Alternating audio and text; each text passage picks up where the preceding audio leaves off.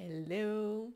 Alright, jour 3, leçon numéro 3. Et ça, pour être honnête, c'est quelque chose qui m'a pris énormément de temps à intégrer, à comprendre, à transcender et à voir ce qu'il y avait de l'autre côté de justement ce qu'il y avait à transcender. Donc, leçon numéro 3. Chercher à toujours travailler plus fort, c'est ton plus grand signe qu'il y a une déconnexion à l'intérieur de toi, qu'il y a un gap à l'intérieur de toi qui t'empêche de te rendre exactement où tu souhaites profondément aller. OK? Il ne s'agit pas de juste...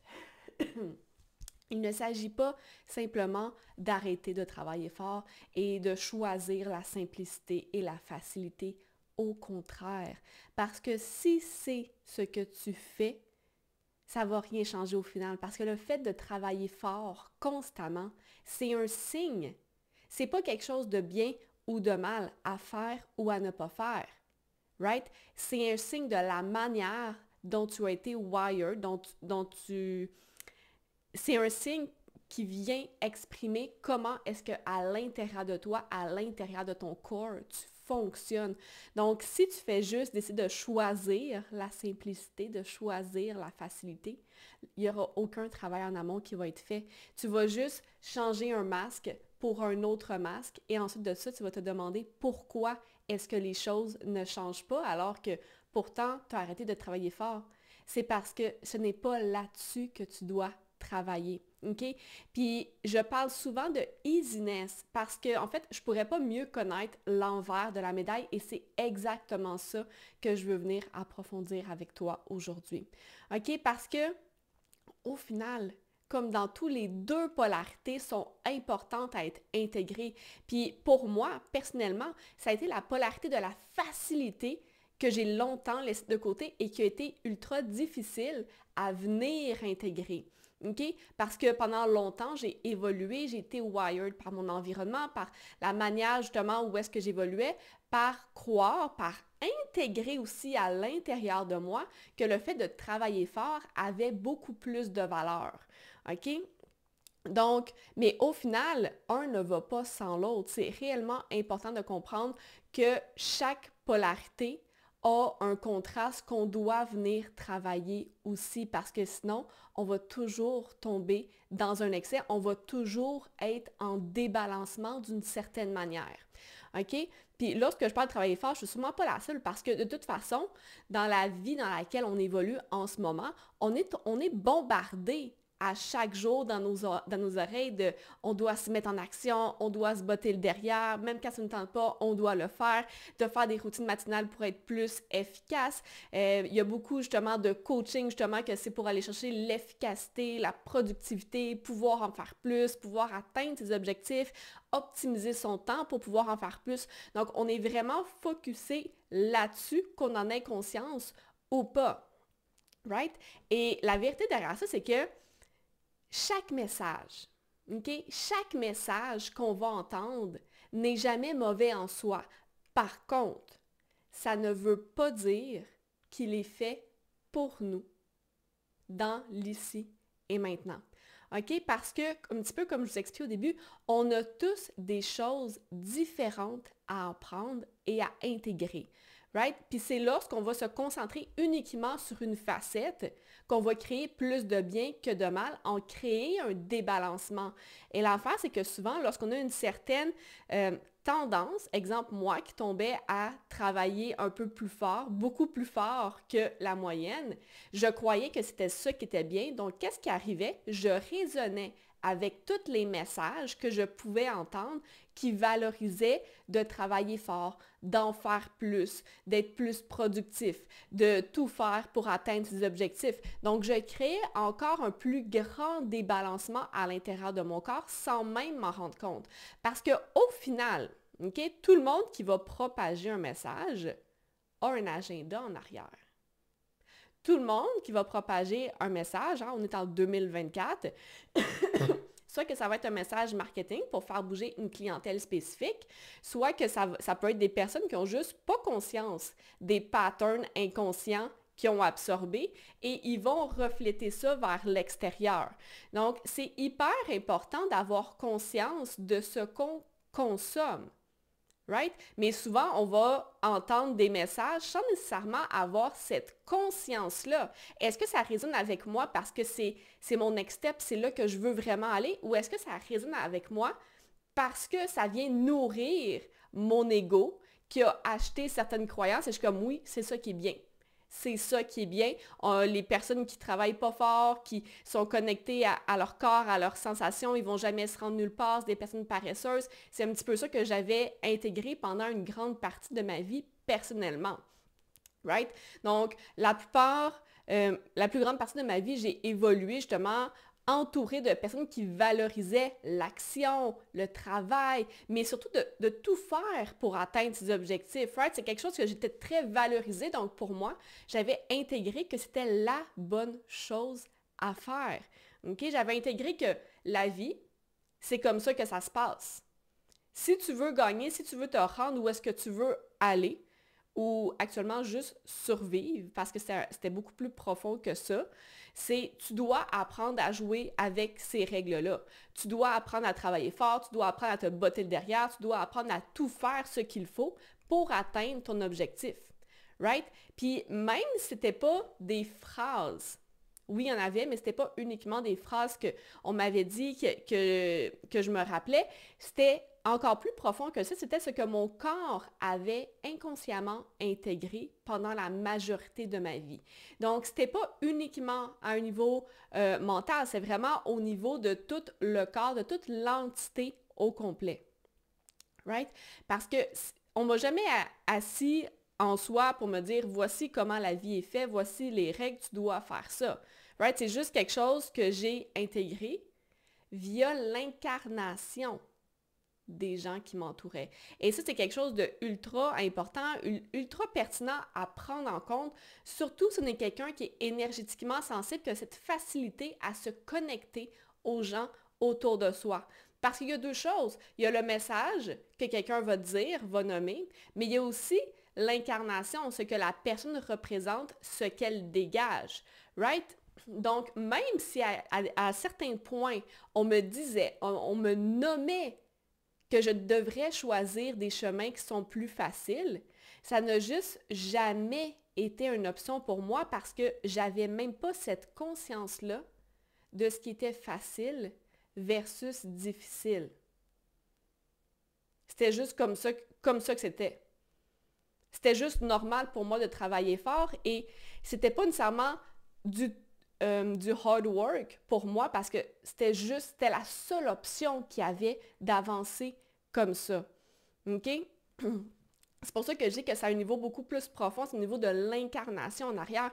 Puis, si je regarde en arrière, OK, je me rappelle chacune des fois que justement on a essayé de m'expliquer que je pouvais ralentir ou que mon mode de vie n'était pas nécessairement sain parce que je travaillais trop, je prenais pas nécessairement le temps de dormir, de manger. J'étais vraiment toujours focus sur mes objectifs. Mais moi, tout ce que je voyais à ce moment-là, avec la sensibilité que j'avais, c'était le gap. Le gap entre ce que ces personnes-là me disaient et ce qu'elles incarnaient. Right? Donc, peut-être que vous l'avez déjà ressenti, une espèce de à l'intérieur de comme, peut-être que les mots juste ne sortaient pas, mais il y a vraiment un à l'intérieur de votre corps lorsque on expérimente ça. Justement, la personne dit des mots, mais l'authenticité en arrière, c'est pas parce qu'elle essaie pas d'être authentique, c'est qu'elle n'a pas conscience elle-même de sa propre vérité, elle n'a pas conscience elle-même de ce qu'elle a intégré. Donc, il y a un gap qui existe. Right? Donc, si je regarde en arrière, honnêtement, aussi loin que je me souvienne, c'est la chose qui a pris la plus grande place, qui n'était pas nécessairement désirée à travers mes relations. Right? Ma capacité à ressentir ce gap énergétique-là. Et c'est pour ça que ça a toujours été un peu difficile. Je veux dire, même si on m'envoyait d'autres messages, le corps, ce qu'il dégageait, ben c'était quand même ça. Et moi, au lieu de juste recevoir le message, on m'avait tellement bien intégré le message initial que c'était difficile. C'est pas juste quelque chose qu'on peut release. C'est quelque chose en amont qu'on doit aller changer. Donc, quand que je dis d'aller voir le core en arrière, c'est exactement ça. Si on essaie de release quelque chose et ça ne marche pas, exemple, j'ai souvent des clientes que « Ah, je comprends pas, j'essaie de lâcher prise, mais ça ne marche pas. » Parce que ce n'est pas lâcher prise le problème. C'est le core en arrière qui fait en sorte qu'on a de la difficulté à lâcher prise. Right? Quand il y a des résistances, ce n'est pas la résistance qu'on doit relâcher parce que la résistance, elle est là en réponse à quelque chose en arrière. Tant qu'on fait juste essayer de release, on va release sans arrêt.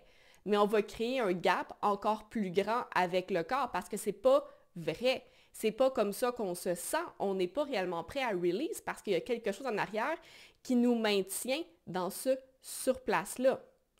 Right? Donc, si j'en reviens à ce que je disais tantôt, très tôt, tout ça, ça m'a confronté à croire que ce qu'on me disait était plus important que ce qu'on ressentait. Parce que je sentais le gap, je sentais que comme l'incarnation n'était pas là, mais on me disait des mots et encore et encore et encore et encore. It didn't feel right. Right? Mais quand on n'arrive pas à mettre les mots, on n'arrive pas à le rationaliser, c'est difficile de faire quelque chose avec juste un feeling de « it doesn't feel right ». Donc, je m'étais dit qu'il fallait simplement que j'accepte le fait qu'il n'y avait pas de bonne manière de gagner. C'était toujours un lose-lose situation. Right? C'est comme, soit que je fais ce qu'il faut, mais je me sens pas bien, ou vous comprenez ce que je veux dire ici? Donc, au final, ce que j'avais intégré, c'était que si on s'écoutait réellement, ben on n'irait nulle part. Right? C'était un ou l'autre. C'était soit notre corps versus notre objectif. Parce que la seule manière que j'avais appris à atteindre mes objectifs, c'était en me coupant de mon corps, en me déconnectant. Donc, c'était aussi la seule chose qu'on me parlait, que pour avancer vers ses objectifs, il fallait se déconnecter, ou même si ce n'était pas ce qu'on me parlait, c'était ce que les gens autour de moi incarnaient. Et ça, pour moi, c'est encore plus important. So, of course, avec le temps, j'ai juste appris à me déconnecter pour pouvoir avancer. Et après ça, vu que j'étais déconnectée, c'était juste encore plus facile de travailler, d'avancer, en travaillant toujours plus fort. Puis quand on me disait de ralentir, de prendre une pause, ce que mon corps me disait, c'était juste « Who the fuck are you? » Genre, your gap entre ce que tu dis et qui tu es. Pourquoi est-ce que je t'écouterais? Pourquoi est-ce que je te trosserais? Donc, jusqu'au jour où, éventuellement, je me suis tannée. Right? À un moment donné, à force de toujours bûcher, à force d'être toujours dans un lose-lose situation, je me suis dit, OK, puis si je prenais une chance pour essayer quelque chose d'autre? Je sais, on m'a dit que c'était ça, c'est la seule manière comme de gagner puis de me rendre quelque part, mais si j'essayais autre chose, parce qu'au rythme où j'avançais, la vérité, c'est que j'avais tellement de destinations, il y avait tellement de choses que je voulais faire, et en travaillant fort, c'était juste, je commençais à me rendre compte que c'était impossible d'atteindre tout ce que je voulais atteindre s'il fallait que je travaille également fort pour toutes ces choses-là. J'étais comme, fuck, j'ai pas assez d'une vie pour tout faire, c'est juste impossible à ce niveau-là. Donc, le temps était réellement une problématique. Puis, honnêtement, je ne pouvais plus couper ailleurs. Donc, je ne pouvais pas couper dans le sommeil encore plus ou je ne pouvais pas couper ailleurs. Fait que j'étais comme, OK, puis si j'essayais autre chose? Parce que clairement, ça ne marche pas pour moi. Je sais que techniquement, c'est comme ça que ça marche, mais ça ne marche pas pour moi.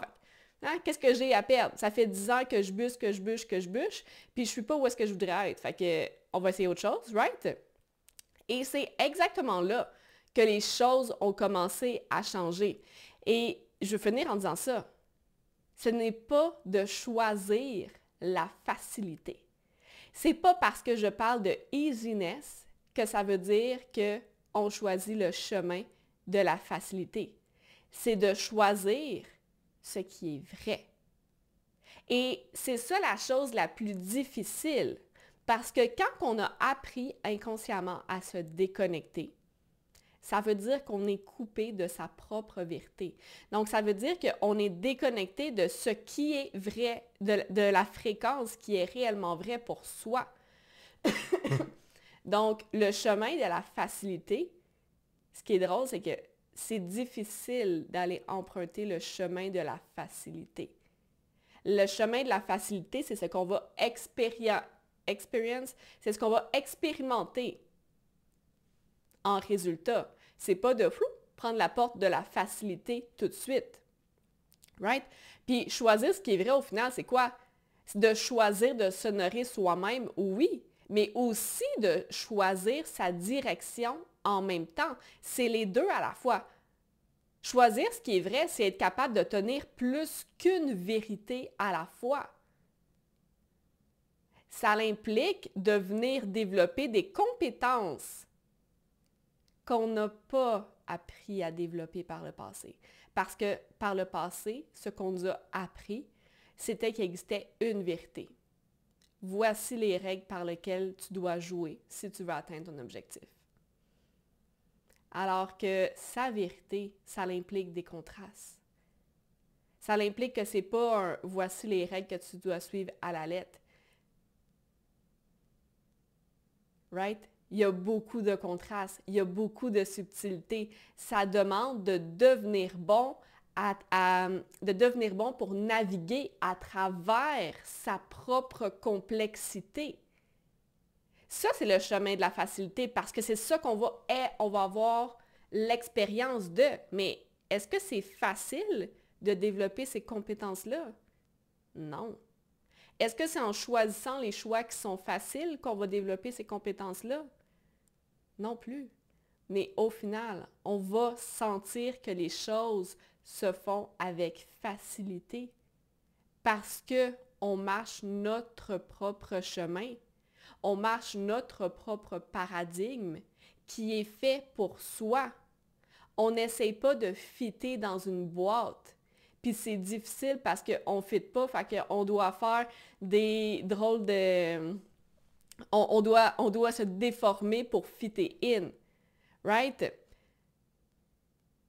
Au final, on n'a pas besoin de se sacrifier. Par contre, on doit apprendre comment être complet en premier. Donc, être capable de se reconnecter à soi. Parce que pour fitter in, on a laissé des morceaux derrière. On a appris à se déconnecter de certaines parties. On a appris à remplacer certaines parties pour être capable de fitter in. Puis ça fait tellement longtemps que souvent on pense que ça fait partie de nous. But that's not true. Donc, au final, ce qui est vraiment difficile, c'est d'apprendre, de développer les capacités nécessaires pour être capable de venir se reconnecter à sa propre vérité. Puis, tant qu'on va focusser uniquement sur la facilité, mais on ne bougera pas. On ne bougera pas parce que c'est ça qui est le plus facile. Mais tant qu'on va focusser uniquement sur le travail, on va se perdre soi-même. Fait qu'au final, la leçon que j'aurais aimé apprendre avant, okay, c'est que c'est pas les actions qu'on fait qui vont faire la différence. C'est le travail en amont. Parce que si on focus toujours juste sur le travail, ça va nous demander énormément d'actions, encore, puis encore, puis encore, puis encore, puis encore. Parce qu'il y a un déséquilibre à l'intérieur de soi, puis on va utiliser différents patterns pour venir ramener l'équilibre. On va toujours être en train de se battre pour ramener un équilibre interne. Alors que lorsqu'on fait le travail en amont, on a juste besoin de faire les actions nécessaires. On n'a pas besoin d'en faire plus. Puis, hier, on m'a demandé si jamais c'était à refaire, OK, mon parcours, les 10, 12, 13 dernières années, si je referais les choses autrement, si je changerais mon parcours. Puis la vérité, c'est que non, je ne changerais rien excepté une chose. Puis la chose que je changerais, c'est le travail préparatoire. Le travail préparatoire que personne ne parle. Je prendrais réellement le temps de m'y consacrer puis de m'entourer des bonnes personnes pour m'aider. Right? Puis c'est drôle parce que, tu sais, des fois, on a comme un feeling, il y a quelque chose qu'il faut qu'on fasse, mais on n'a pas nécessairement les compétences, les outils, les habiletés à ce moment-là. Puis je me rappelle que si je regarde au début de mon parcours, right, quand que je suis sortie du secondaire, je devais aller au cégep et tout, puis il y avait vraiment de quoi dans mon corps qui cravait de prendre une année sabbatique. Puis dans les faits, si j'avais été m'entourer de personnes pour me supporter, les 10 années qui ont suivi auraient été complètement différentes. Auraient été complètement différentes si j'avais fait ce travail-là. Les choses se sont passées différemment, puis c'est parfait comme ça, puis j'ai été chercher plein de compétences, puis plein d'habiletés différentes sur d'autres niveaux qui me sont énormément utiles aujourd'hui, et je ne regrette rien. Mais s'il y avait une chose que je changerais, ça serait vraiment de prendre le temps du travail préparatoire. C'est tellement sous-estimé, hein? Souvent, on a une idée, on a un objectif, on veut tout de suite être dans l'action pour tout de suite récolter. Right? C'est ça qu'on veut. On veut planter puis aller récolter les fruits tout de suite. Mais l'affaire, c'est que quand on plante quelque chose, on ne peut pas le récolter tout de suite. Right? Et l'affaire qui arrive quand on est tellement focus sur je veux récolter, je veux atteindre ci, je veux faire ça, on ne prend pas le temps de préparer son jardin comme il faut, puis au final, on se rend compte que shit, j'aurais peut-être dû prendre le temps. J'aurais peut-être dû prendre le temps de préparer les choses comme il faut avant.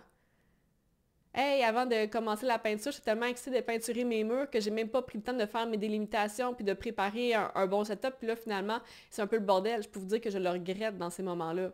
Mais moi, c'était quelque chose qui était difficile longtemps, que justement, j'avais une idée puis je voulais tout de suite me mettre en mouvement, tout de suite atteindre l'objectif. Puis c'est même pas tant de tout de suite atteindre l'objectif que je devais tout de suite me mettre en mouvement parce que justement, j'étais tellement habituée de travailler fort puis d'être toujours poussée vers l'avant, j'avais comme le feu au derrière en continu. Mais ça, c'est une chose qui vient nous bloquer tellement parce que toute la game va être différente si on a pris le temps de placer ses cartes en premier plutôt que de tout garrocher direct en partant.